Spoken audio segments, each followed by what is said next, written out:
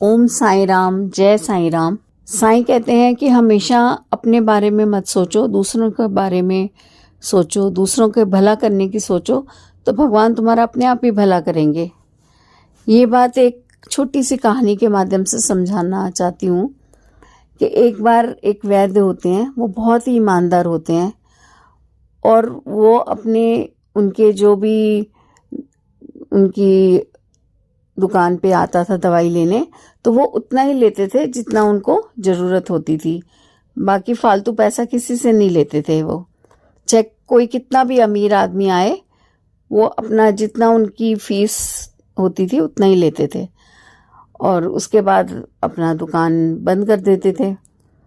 तो उनकी बीवी रोज़ उनको एक लिस्ट देती थी जिसमें उनका खाने पीने का रोज़ का सामान की ज़रूरत होती थी, तो वो उसको अपने घर में ले जाते थे। एक दिन क्या होता है कि जब वो अपने घर से निकलते हैं तो उनकी बीवी जैसे रोज़ एक लिस्ट देती थी, तो जब वो अपनी दुकान पे आके उसको खोलते हैं तो उसमें नीचे देखते हैं कि उनकी बेटी की शादी का भी सामान उनकी बीवी ने लिख के भेजा होता है। तो बड़े उदास हो जाते हैं कि भाई मैं इतने कम पैसों में बेटी की शादी के लिए कैसे जोड़ूंगा।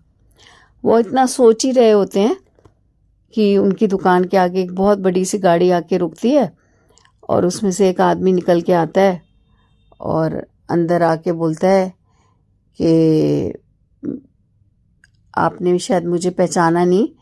तो वैद्य जी कहते हैं नहीं, मैंने तो नहीं आपको पहचाना।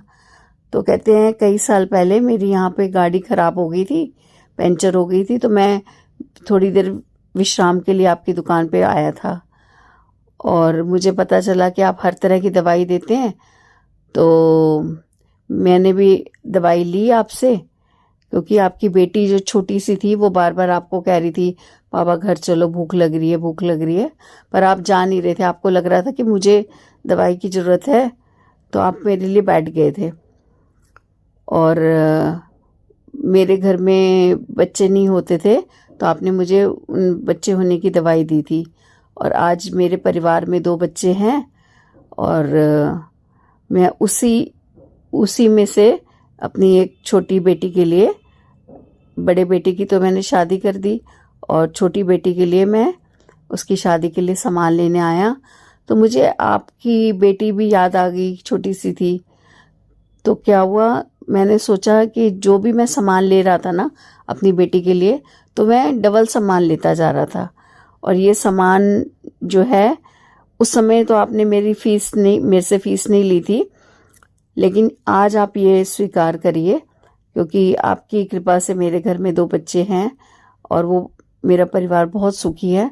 तो ये उस समय की फीस समझ के आप ये रख लीजिए, ये आपकी बेटी के दहेज का सामान है।